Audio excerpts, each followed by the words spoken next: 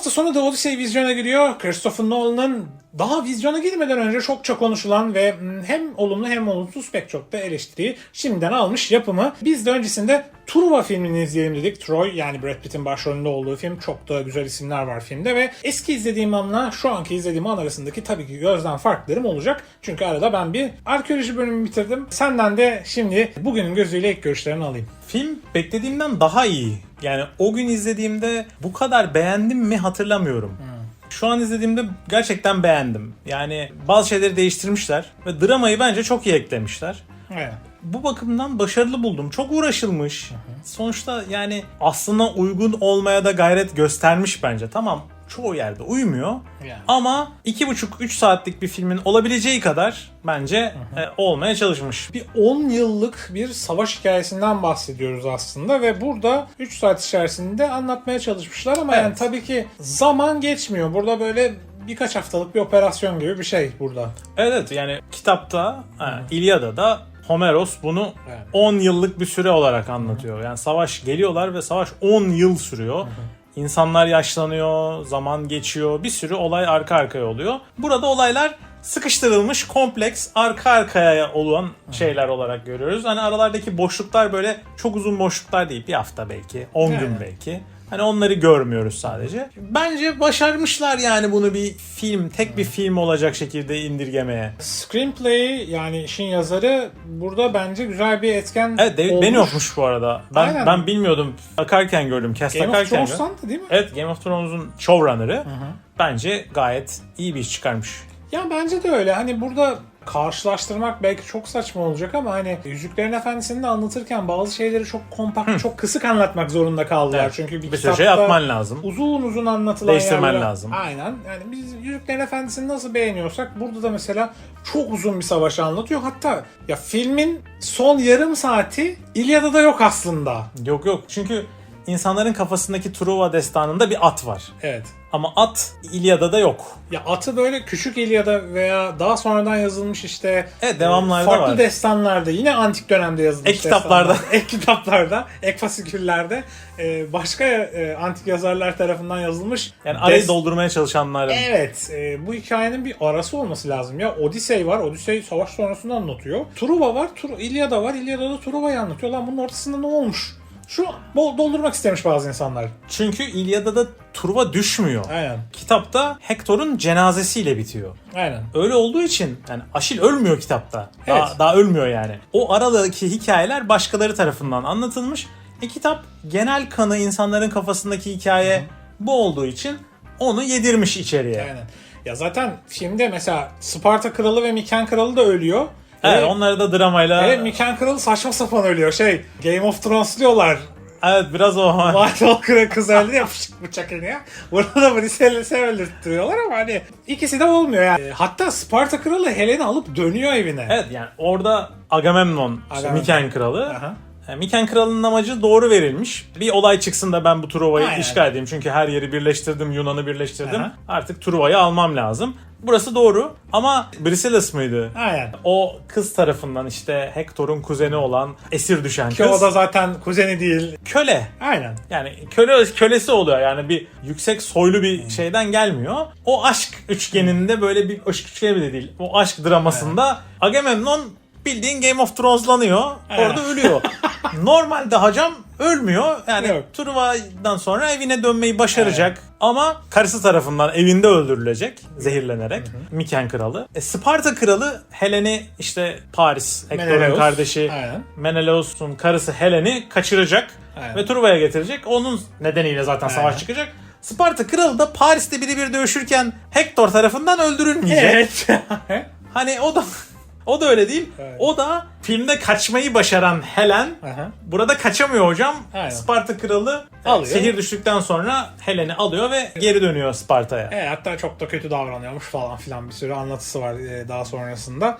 Burada filmde kenarda bıraktıkları çok önemli bir detay var. Yani bütün bu bir mitolojik bir destan aslında ve tabii tarihi gerçekliklere de dayandırılıyor. Yani Truva'nın bu katman katman Truva katmanları var. Katmanlardan biri işte M.Ö. 1200 ya da 1300'lere denk geliyor olması lazım. tam bilemiyorum, hatırlayamıyorum daha doğrusu. Üzerinden çok yıllar geçti, kusura bakmayın. Sağa sola yazarım yani, çok geniş bilgi derlemesi bunların hepsi çünkü. O arada bir yangın, büyük bir savaş kalıntısı var. Evet, tarihsel olarak da Truva bir savaş sonucu çökmüşlüğü var. Oraya denk geldiği söyleniyor. Homer'e göre işte M.Ö. 800'ler falan gibi ama bu M.Ö. 1200'lere gerçekleşiyor. Yani 3200 yıl öncesine götürüyor. Aynen. Bu mitolojik anlatımda aslında tanrılar ve yarı tanrılar, ki Aşil de bir yarı tanrı zaten. Evet.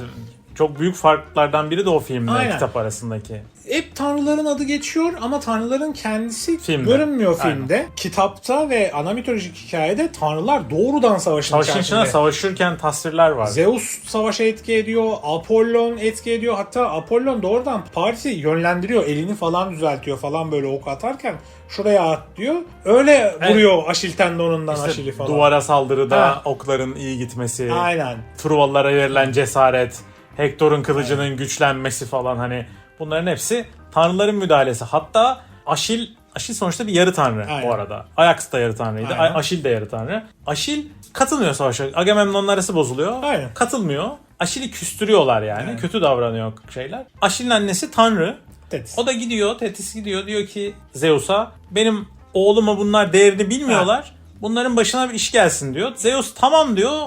Truvalılara güç veriyor. Halbuki savaşın başından beri Zeus Yunanlara destek oluyordu falan. Öyle bir çünkü oğlu Apollon. Aynen. Yukarıda da savaş var bu arada. Aynen, göklerde de savaş var. O döneme denk gelen mitolojik Olimpos Savaşı'nda da Apollon Zeus'a baş kaldırıyor. Zeus'la kapışıyor. Kız kardeşi işte Artemis'le beraber. İşte annesinden dolayı Zeus'un işte nasıl diyeyim. Zeus zaten çapkın bir herif. Yukarıda da drama dönüyor. Dramanın Allah yukarıda dönüyor. Hayır, dramanın Allah. Yukarıda da dramanın tanrısı dönüyor ve dramanın tanrıları dönüyor. Yani o yüzden böyle çok katmanlı bir hikaye bu aslında. Evet, eksik yönleri var ama screenplay'de o dramayı çok güzel harmanlayarak vermeyi başarmışlar. Yani şimdi sonuçta 2000 sayfa bir kitap değil, anlatmayacaksın. Aynen. 35 bölüm dizi de yok elinde. Hı-hı.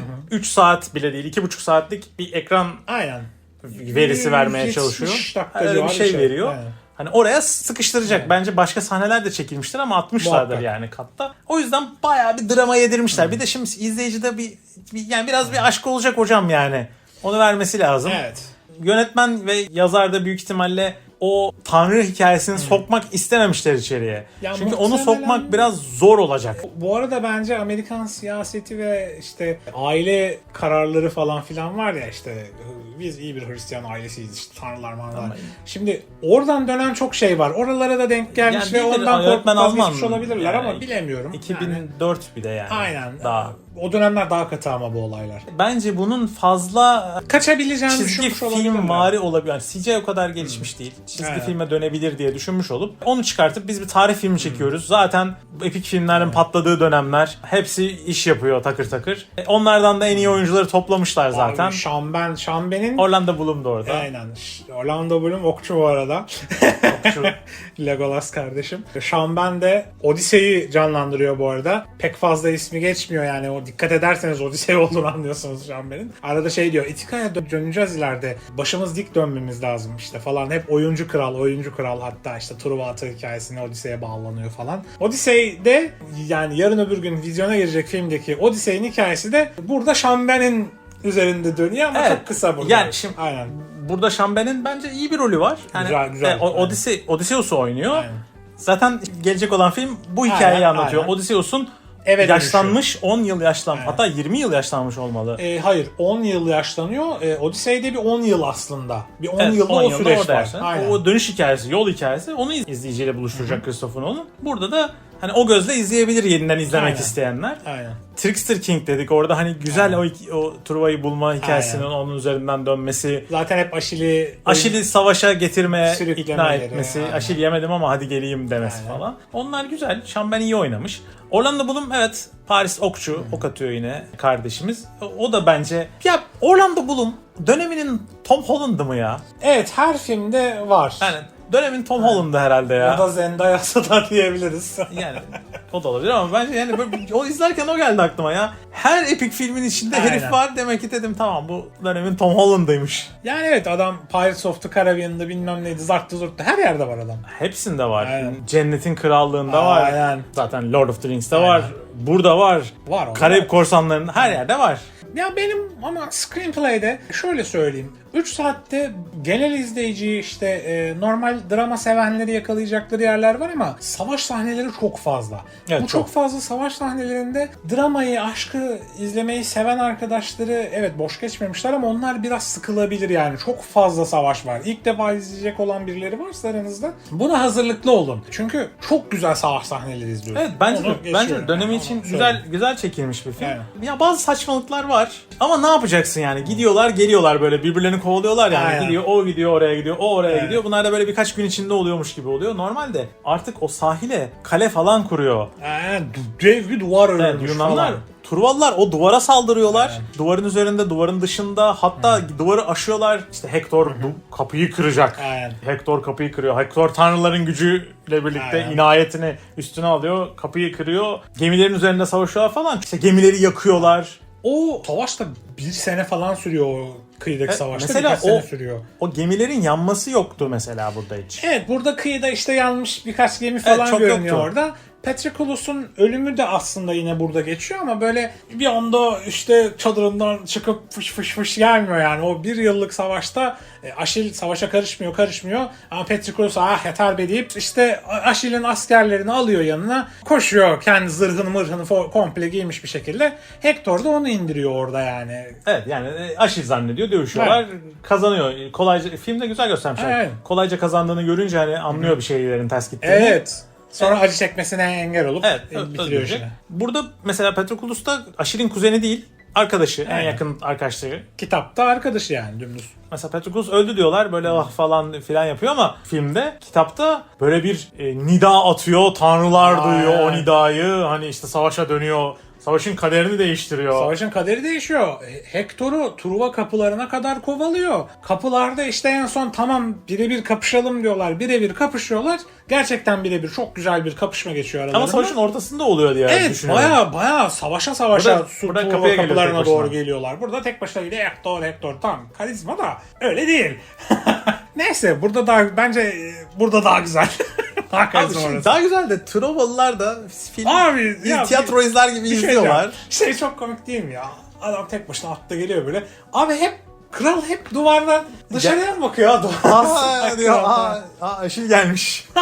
Şil kardeşim oğlum da hadi git diyor. Yani orada binlerce adam izliyor bunu. Aynen. Alıyor, arabaya bağlıyor, götürüyor ya. Aha. Ulan bir müdahale eder insan. Aynen. Yani çünkü o müdahale ederse saçma olacak. Evet. Normalde savaşın ortasında bunu yapabilirsin o çünkü, karışıklığın içinde. Karışıklıktan faydalanıp Hector'un cesedini alıyor ve kampta 12 gün falan sürüklüyor oradan Evet, oraya bayağı oraya burada sürüklüyor. mesela eziyet Aşil'e ediyorlar falan. biraz haysiyet vermeye Aynen. çalışmışlar. Aslında o kadar daha haysiyetsiz. Aynen ya, burada şey diyor işte tamam diyor, kral geliyor. Evet, bu arada kral çadıra gelip Aşil'e gerçekten yalvarıyor cesedi almak için. Kitapta bu arada Apollon ve Afrodit Hector'un cesedi bozulmasın diye büyüler, efsunlar falan yapıyorlar. Böyle tanrılar hep işin içinde. Hector adamdır çünkü. Çünkü Hector gerçekten bir adam ya. Gerçekten Adam kahraman. adam. Dangalak kardeşini koruyor, ülkeyi koruyor, her Yani şeyi ne diyor? yapmaya çalışıyor. Sahile gitmememiz lazım. Surlarda bekleyelim. Bunlar gelsin. Zaten kazanamıyorlar. Sahile git. Tanrılar işaret verdi. Sahile gideceğiz. Gerizekalılar. Hadi sahile gidiyorlar. Savaşı kazanacak gibi oluyorlar. Sahile gidiyorlar. Yine belalarını buluyorlar. Allah yani. Geri dönüyorlar. Ne boktan ne lanetli sahilmiş o da yani. Sonra tekrar gidiyorlar. Tanrılar işaret verdi. Bunlar Aynen. bize at bırakmış. Ya filmin son yarım saati bence en filmde uyduruk kalan kısım. Evet, biraz uyduruk. Yani böyle daha sonraki Zaman epikleri, yetmemiş. daha sonraki mitleri ekleyip hikayeyi bir finalize etmek istemişler. Ama Çünkü, zaman yetmemiş. Evet, zaman yetmiyor. Çünkü İlyada'da çok dramatik bir şekilde Hector'un cenazesinin anlatımıyla birlikte bitiyor. Savaş bitmiyor orada. Savaş bitmiyor. Troy düşmüyor. Aynen, Truva düşmüyor, onlar olmuyor, bunlar ölmüyor falan. Burada bitirmek istemişler, bir final vermek istemişler izleyiciye. Çünkü Evet, yani dramanın sonunu Aynen. görsün izleyici. görsün. Çünkü biz bunun devamını çekmeyeceğiz demişler. Ona karar vermiş. Truva 2. Truva 2, Gladiator 2 geldi ya saçma sapan. Truva 2 sinemalar. Yani işte o yarım saat biraz böyle Meksika dizisi gibi. Bir anda Evet, her şey atlıyor, tık tık tık tık gemileri çekmişler. O kral geliyor sahile bakıyor. Ya gitmişler diyor, salak salak dönüyor. Aşil Atı da atın- çekelim. Ya kral bir tane doğru. Truva kralı tek doğru karar vermiyor film boyunca falan böyle. Yani tek bir doğru karar yok. Şey- Oğlum diyor benim tahtım varisi Ha. diyor. Oğlu bir şey söylüyor. Tamam diyor, tanrılar ne diyorsun? Tanrılar onu diyor. Kargalar görmüş falan. Hani kazanır mıyız? Kazanırız. Kazanırsak tamam o zaman. Gidelim. Orada mesela bir de filmin sonuna doğru böyle Paris şey diyor işte. Helen diyor hadi kaçalım bilmem ne diyor. Paris diyor ki hayır şimdi kaçarsam senin yüzüne bir daha nasıl bakarım? Ben kendime Zaten bu nasıl yaptıklarından sonra Abi hiçbir şekilde filmin bakamam. ortasında bir yerde Menelaus'tan dayak yiyip abinin ayağına falan sarıldın. Yukarıda Helen'e falan baktın. Zaten Zaten o bakamaman gitmedi mi? lazım. O olay bitmedi mi zaten yani? Sen kırdın o duvarı kırdın. O dolaptan çıktın sen. O ılıklığı yaşadın yani sen. Hani artık geri gidenemezsin o Yani dolaba. ılık ılık bir Paris'sin sen yani. Hani şimdi abi yok işte Okumu aldım ama bilmem ne. antrenman yaptı. Filmde antrenman yaptı Tabii, okula. 2 tane ok attı. Yani oğlum kitapta Apollon hayvan gibi savaş oluyor. Paris'te okçuluk savaşın içerisine giriyor. En sonunda Apollon güç veriyor buna. Şak şuk Evet, tamam. Apollon çünkü o tasvirlerde, Evet. filmdeki tasvirde de mesela Aynen. ok atan bir tanrı. Aynen. Hani güneş tanrısı olması dışında Aynen. O Apollon. Apollon'un bir tek tapınağın önündeki altın bir heykel var ya orada görüyoruz Apollon'u da. Evet, mesela Aşil'in orada saygısızlığını falan Evet. da yapmışlar. Evet. İşte oradaki rahipleri öldürüyor, heykelinin kafasını kesiyor falan. Tabii Apollon'un bu arada Aşil'e kini daha bunun öncesinde başlıyor. Orduları toplarken Agamemnon bir yerde bir orduyu alırlarken yanlarına Apollon'un oğlu Tenes'i öldürüyor. Oradan beridir Apollon zaten Aşil'e kinli. Zaten Truva'nın da ana tanrısı. Öyle varsın gelsin hikayeyi buradan bağlayın işte. Yani nasıl bir derin bir mit var ama Evet, tabii mitolojiye yani, hiç girmediği için hiç yani sıfır. tarihi bir film çekmeye Aynen. çalıştıkları için tanrılar burada hep inanç. Aynen. Yani bir oralarda bir yerlerde tanrılar var Aynen. gibi. İşte hep tanrılara yakarış görüyoruz. İşte bilmem ne. Saygısızlık etmeyelim başına bela alırsın. Evet filmin sonunda bir bela geliyor başına. Ha, yani mesela bela geliyor. Aşil, bu arada Aşil niye Aşil tendonu? Yani İşte Aşil oradan vurulduğu için, çünkü Aşil'in tek zaafı olan Aynen. noktası Aşil tendonu. Aynen. Paris'te ok atıyor ama Aynen. Aşil tendonunu vurmak için atmıyor aslında. Onu Apollon'un yardımıyla. Apollon yardımıyla. onun işte yayını düzeltiyor oraya atsın diye falan. Aşil böyle. tendonundan vuruyor ve işte bütün şeyini bitiriyor Aşil'in ve Aşil ölecek.